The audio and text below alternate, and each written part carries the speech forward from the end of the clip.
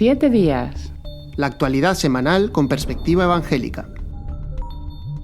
Hola amigos, les saluda Pedro Tarquis y le damos la bienvenida a este programa que forma parte de una serie especial que vamos a hacer y que hemos titulado Punto y aparte, cómo caminar hacia la convivencia. Es una serie de tertulias que vamos a hacer en los próximos programas y donde dialogaremos con distintos invitados sobre la situación política y social al hilo del comunicado que ha publicado la Alianza Evangélica Española, un poco analizando cómo llevar a la práctica lo que fue una petición del presidente de Pedro Sánchez de reflexionar sobre la creciente crispación política.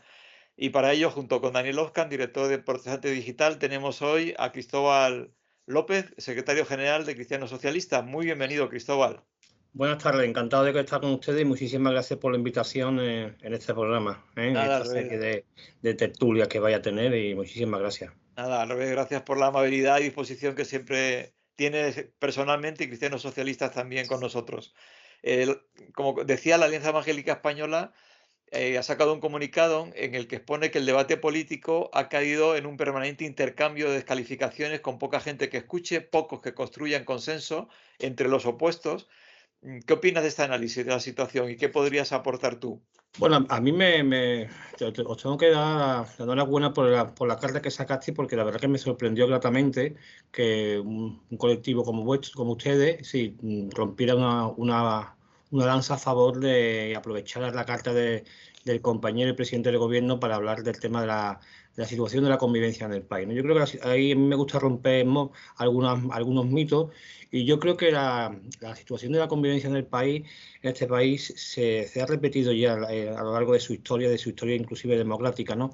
Yo creo que la crispación en este país, la crispación en España, se puede definir que surge como aquel ruido que nos llega de diferentes sectores cuando el poder económico no coincide con el poder político, ¿no? Y además me gustaría que así fuera el título de esta tertulia, ¿no? Así que la crispación, el ruido, el enfrentamiento en este país ya pasó la época de Felipe, no era Pedro Sánchez, era otro momento, también pasó con Zapatero y ahora está pasando con Pedro Sánchez. Por tanto, se puede decir que la crispación, el ruido y el enfrentamiento surge en este país cuando el poder económico no coincide con los intereses del poder político, y evidentemente siempre cuando gobiernan los socialistas, ¿no? Y me sorprendió gratamente vuestra carta, y la verdad que pues dije, oye, pues mira, muy bien, y hay que ayudar a los compañeros, y además creo que te felicité porque pues muy bien planteado, la verdad que muy bien planteado. Gracias. Cristóbal, comentabas ahora, ¿no?, que esa situación de crispación en el que, bueno, que de alguna manera se ha denunciado desde diferentes ámbitos, y también, por supuesto, en este caso, Alianza Evangélica ha puesto un poco el énfasis en ello, está en el ámbito político actual.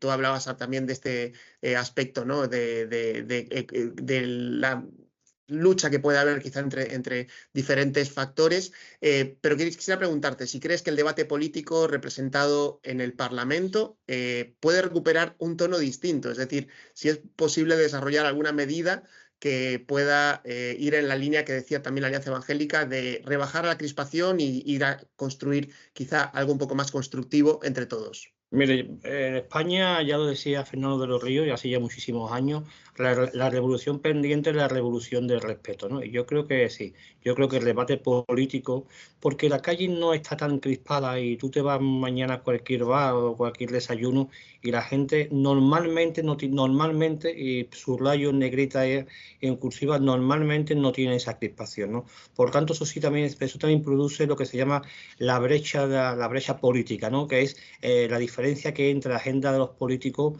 o de la gente que se dedican a la política y la agenda de la gente que se dedican al día a día, ¿no? Y yo creo que habría que recuperar ese tempo que hay en la calle, ese ambiente que hay en la calle, que no es de por sí generalmente tan crispado como suele pasar o suele salir, o es la foto que sale siempre de los debates políticos. Yo creo que es necesario recuperar el debate político, porque además yo creo también que es fundamental la recuperación de ese ambiente, porque al final el insulto es la voz de la sinrazón, y la política fundamentalmente es la recuperación de la razón en términos de modernidad, ¿no? La política creo que es fundamental el análisis intelectual, el análisis de la razón, el análisis tranquilo, y yo creo que que habría que recuperarlo. Claro, hay gente que se niega porque en su agenda política está eso. Mira, esto, si me permite un poco más allá, es verdad que ha pasado en la historia democrática, como yo he dicho, con Felipe González y con José Luis Rodríguez Zapatero. Pero ahora estamos en un tema que ya va más allá de nuestras fronteras. La lucha por la hegemonía mundial que está sucediendo en estos momentos está llegando también a los parlamentos nacionales. Y en España esa lucha que hay entre las democracias liberales y las de democracias iliberales también ha llegado. Esta derecha española, que es una derecha que, bueno, que intenta ser democrática, pues la verdad que está utilizando las armas de aquella derecha de democracia iliberal y simplemente por la caída de Pedro Sánchez. Está utilizando los mismos métodos, está aprovechando la coyuntura política a nivel internacional. Yo creo que se van a equivocar, porque evidentemente decía Max Weber que la ética de la política es la ética de la guerra, pero en la guerra hay armas que se pueden usar y armas que no se pueden usar, y esta derecha está usando todo tipo de armas, las armas convencionales de la política y también las armas no convencionales, que son las armas tóxicas, y de ahí viene la maquinaria del fango, como dice Pedro Sánchez, parafraseando a Humberto Eco. Es que sí, que esta derecha está aprovechando la coyuntura internacional, se está posicionando con esa derecha de las democracias iliberales para derrumbar a Pedro Sánchez, y yo creo que se está equivocando, porque si algún día consigue el poder con esas armas y con esos amigos, lo van a padecer, porque los malos compañeros de cama al final se terminan pagando.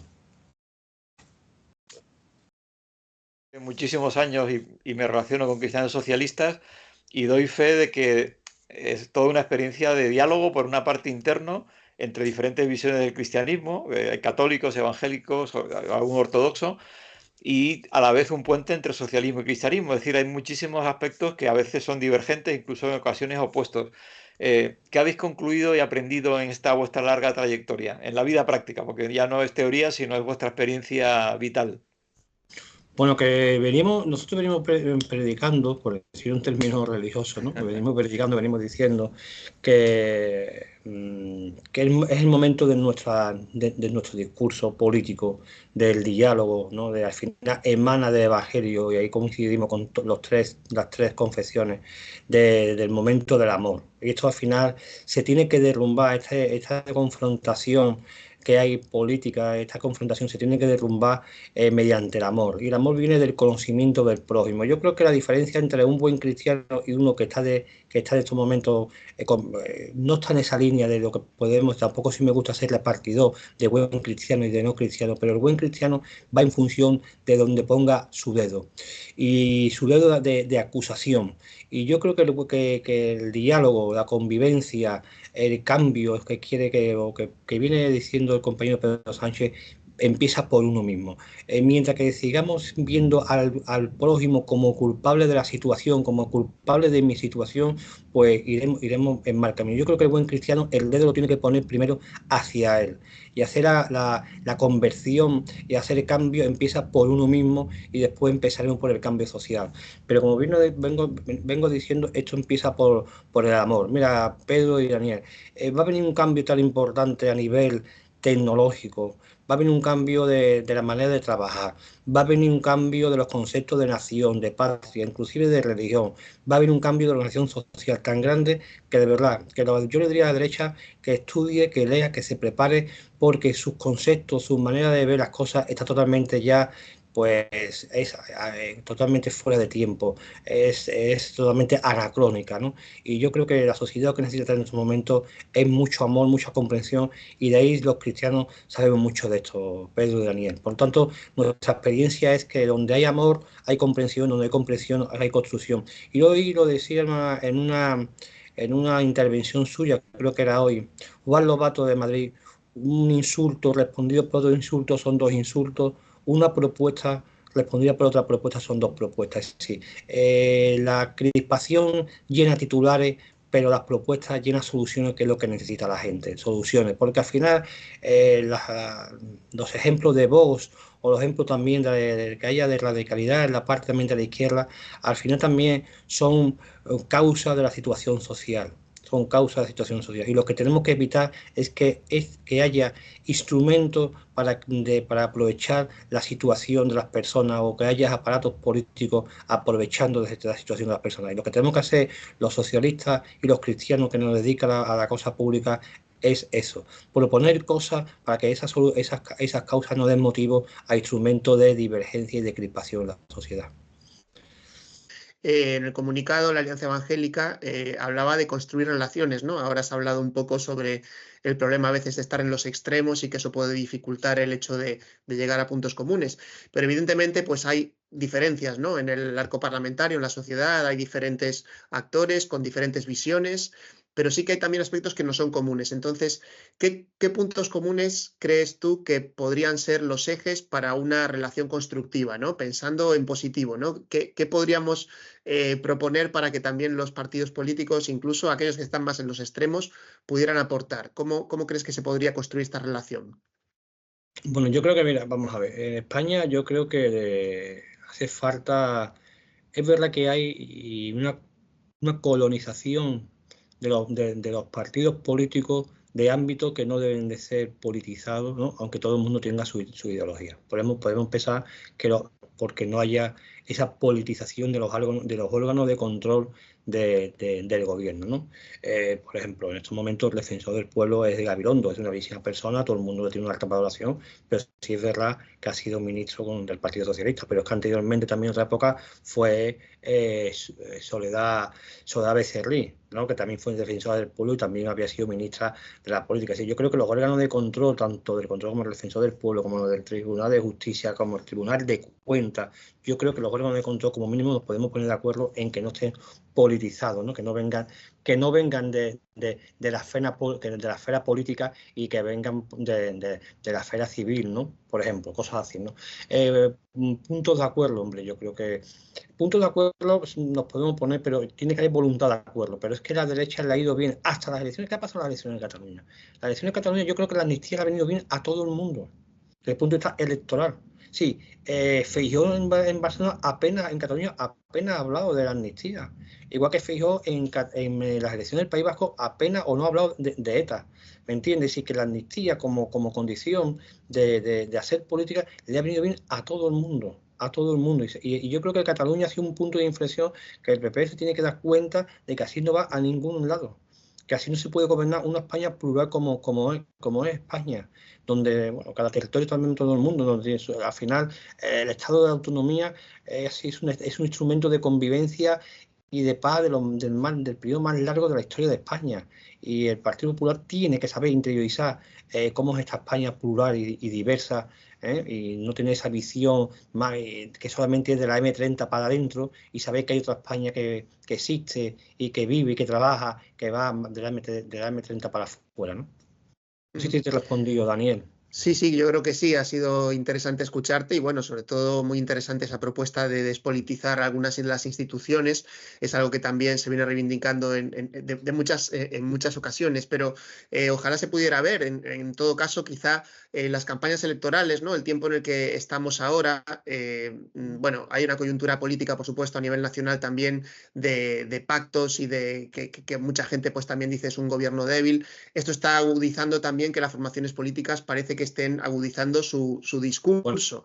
Bueno, mira, si me permite, lo del gobierno débil es un símbolo de los tiempos actuales, donde la mayoría no crea mayoría y las minorías crean mayoría. Y eso es lo que la gente también es verdad que nuestro marco mental histórico no concebimos, ¿no? Que al final, como un partido, como el PP, que ha sido el partido pues más votado, pero no logra mayoría para gobernar, mayoría absoluta. Nosotros, nuestro régimen, nuestro sistema parlamentario, un sistema de mayoría absoluta, y sin embargo el segundo partido pues crea mayorías, ¿no? Crea mayoría absoluta para gobernar. Y yo creo que ese es un símbolo de la modernidad. La mayoría no crea mayorías, las minorías al final llegan a lograr a crear mayorías absolutas. Pero a mí me gustaría ser un poco académico y decirte que las coaliciones duran más que los gobiernos en solitario, y que las coaliciones son más competitivas que los gobiernos en solitario, y que las coaliciones al final cumplen más con su programa que los gobiernos en solitario. Por tanto, yo creo que también, y también es verdad que le ha pasado a Pedro Sánchez, que es la primera vez después de muchísimos años en la historia de España que gobierna un gobierno en coalición. Sí, del 2015 para acá han pasado muchísimas cosas en España, ¿vale? Y yo creo que en el fondo también nos ha venido muy bien todo el tema de la transparencia, se puso de moda a partir del 2015, todo el tema de, bueno, los gobiernos en coalición del 2015 para acá, porque si miras bien tanto Daniel como Pedro, en el 2014, en las elecciones europeas del 2014 y después del 2015, si los partidos nuevos, tanto Podemos como Ciudadanos en aquella época, no llegan a surgir, la abstención, que es lo que verdaderamente hace daño a la democracia, hubiera sido muy alta, Yo, aunque no está ahora mismo de moda, pues alabar a estos partidos, yo creo que la función que hicieron tanto Podemos como Ciudadanos al sistema democrático fue fundamental, porque cambió un estilo. Yo que conozco algo de las instituciones, porque trabajo en ellas, trabajo en varias, hicieron un nuevo estilo de llevar la política al ciudadano mucho más que la que del 2015 hacia atrás. La ley del tema de transparencia se puso de moda, un nuevo estilo de hacer política, menos coches oficiales, menos gastos superfluos. Todo eso vino del 2015 para acá, aprovechando también, es verdad que la crisis del 2008-2011 pues se materializó en ese 2015, por decirlo de alguna manera, del 15M, ¿vale? Cada partido cada sector en España ha tenido su 15M, porque al final Podemos cuestionó el marco mental de la derecha, y es verdad que Vox ha venido a cuestionar el marco mental de algunas cosas de la izquierda. Pero, Cristóbal, hablando de esto de minorías, mayorías, ¿no te parece que en el actual panorama que hay para conseguir un gobierno se están produciendo continuamente elecciones? Unas porque no se consigue que el candidato sea elegido, otras porque en esta tensión que ocurre se adelantan las catalanas, surgen ahora las europeas y estamos continuamente en elecciones. Da la sensación de que a veces se abandona un poco lo que es la política de servicio al pueblo. Creo que, pues sí, creo que yo lo hablé contigo. Sí, por eso te lo he sacado, me pareció muy interesante. Sí, me lo has puesto, como decimos por aquí en el sur, votando, ¿no? Me lo has puesto votando. Efectivamente. Mira, en el año 91, mi primer encuentro de juventudes socialistas fue en un bellísimo pueblo de Alcalá de Guadaira. Y bueno, llegamos los compañeros y compañeras de centro, llegamos tarde de juventudes, porque somos gente poco dedicada, o de autobuses, bueno, vivimos todo en el centro, en aquella época teníamos todo en el centro, y entonces llegué tarde. Bueno, y la conferencia para Manolo del Valle, que fue un gran alcalde de Sevilla, que en paz descanse, una bellísima persona y un gran alcalde. Y en el año 91, bueno, además de echarnos una bronca para la conferencia explicando de la importancia de la puntualidad, la política, la transición en la época de la dictadura, ¿vale?, nos habló de aquello. En el año 91, compañero Manolo del Valle, alcalde de Sevilla, dijo que el sistema electoral, sí, las continuas votaciones que había en España en el año 91, repito, que era algo normal. Oye, hoy toca, dentro de 4 años toca esto, sabía lo que iba a pasar. Decía que el sistema electoral era insoportable para un sistema basado en el sistema político como es el sistema español. ¿Y por qué? Porque tiene razón, porque se paraliza la gestión, se paraliza el funcionamiento de las instituciones, se paraliza el sistema político, los partidos políticos, y verdad, yo creo que eso también nos tiene que llevar a una reflexión si habría que, como pasa en las municipales, por ejemplo, donde, oye, sabes que hasta dentro de 4 años no hay elecciones, hasta que no haya una anomalía muy grave para que haya una elección en un ayuntamiento, ¿no? Pero sí es verdad que llegado el momento que estamos en estos puntos de inflexión, yo creo que haría falta dar una vuelta a todo el tema del sistema electoral, no más que del sistema electoral, más que del periodo electoral en España, del periodo de elecciones en España, ¿vale? Igual que, por ejemplo, la construcción del candidato o candidata a la presidencia con algunas comunidades autónomas donde no existe la posibilidad de bloqueo, como creo que no existe en Cantabria, ¿no? No solamente existe, bueno, o gobiernas con mayoría absoluta o gobierna con mayoría simple, pero al final llegas, ¿no?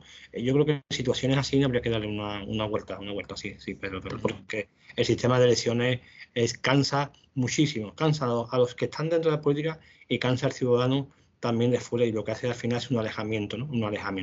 La homeopatía democrática creo que no viene bien. Creo que no viene bien. Volviendo a los temas que planteó Sánchez, uno era el relacionado con las noticias falsas, las famosas fake news, y el uso para atacar al adversario político. Claro, ahí queda en el aire cómo lidiar con este asunto, porque es posible, incluso es correcto, intentar controlar los contenidos de los medios. No se puede caer en aquella pregunta de quién controla al controlador. Pues un tema que es un tema muy...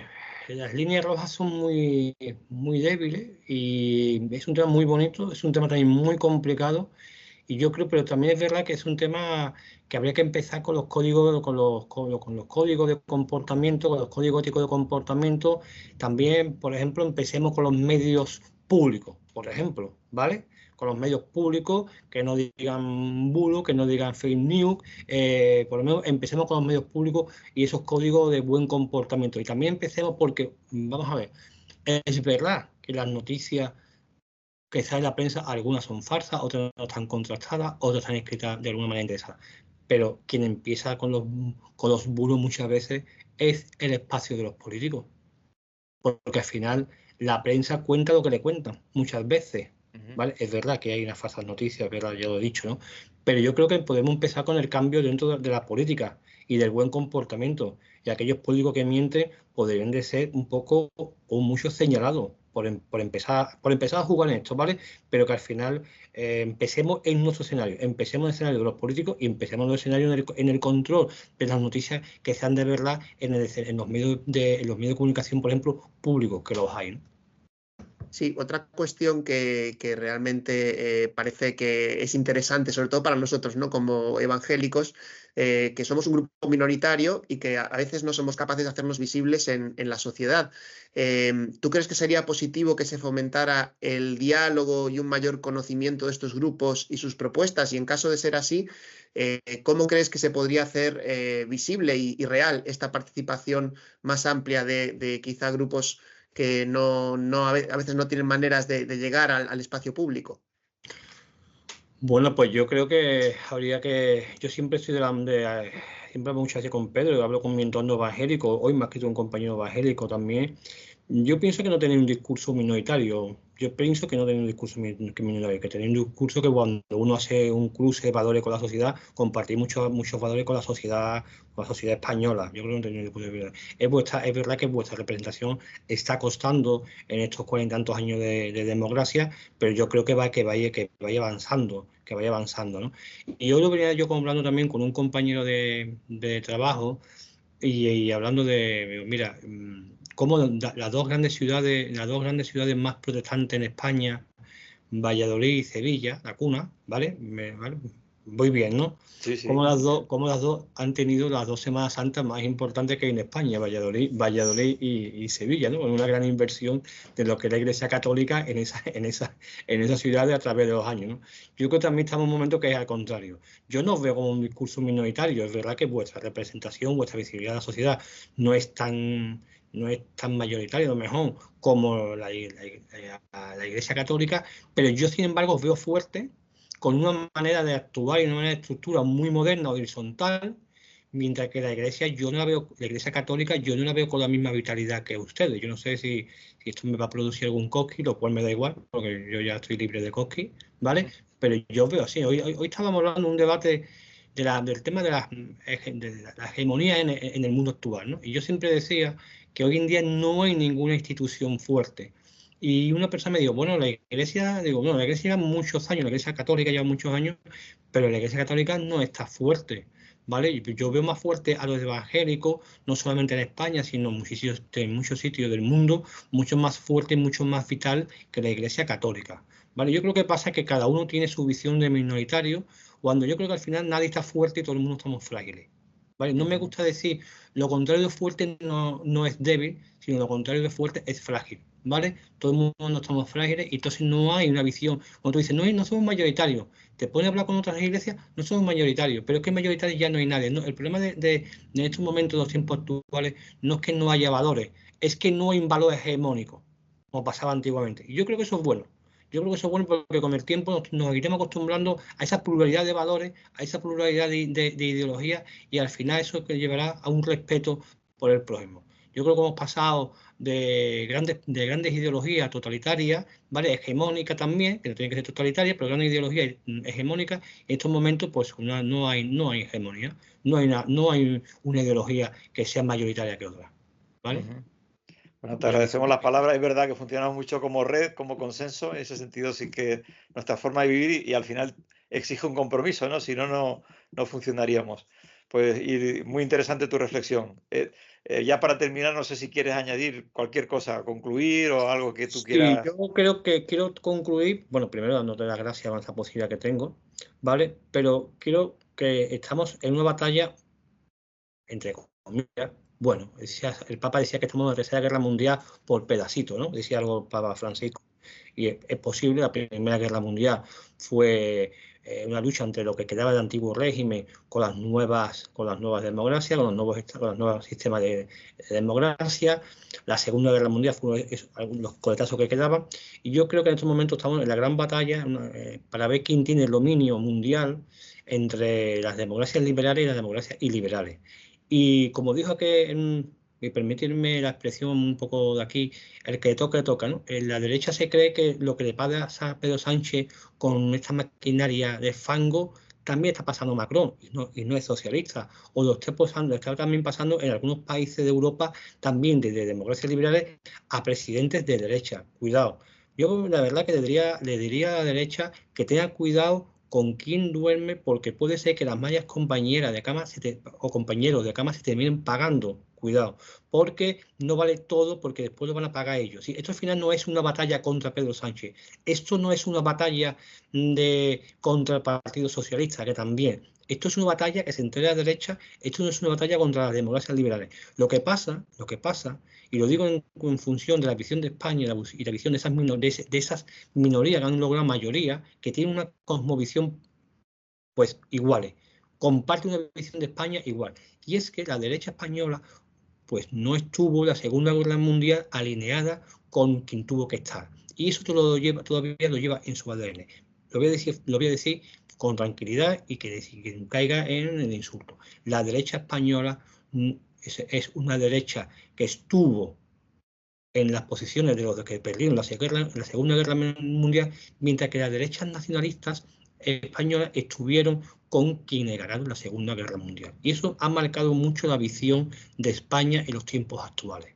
¿Vale? Entonces eso también me gustaría recalcar. Y que no todo vale, y que esto al final no es una lucha contra Pedro Sánchez, sino que esto al final es una lucha contra los demócratas de concesión liberal, que es la forma de organización que más tiempo de paz y de prosperidad le ha dado a Europa. Muchísimas gracias, Cristóbal López, secretario general de Cristianos Socialistas, por tu reflexión, tu aportación, tu disposición. Y nos despedimos de todos ustedes. Daniel Oscan, director de Protestante Digital, y un servidor, Daniel, Pedro encantado. Sarkis. Pedro, encantado y muchísimas gracias por darme esta oportunidad de expresarme. Bueno, pues que quede lo mejor que he podido. ¿Vale? Es un placer, no, lo has hecho muy bien y ha sido muy interesante y ha dado muchas cosas para pensar. Vale. Y nos despedimos de todos y ustedes. No olvido que te he dicho, Pedro y Daniel, la crispación en España es aquello que surge cuando el poder político no coincide con el poder económico. ¿Vale? Sí. Nosotros, como no tenemos poder económico, no tenemos ningún problema. Y nosotros, ni yo tampoco. ¿Vale? Muchísimas gracias. Venga, ¿vale? a ti un saludo. Bendiciones. Bye.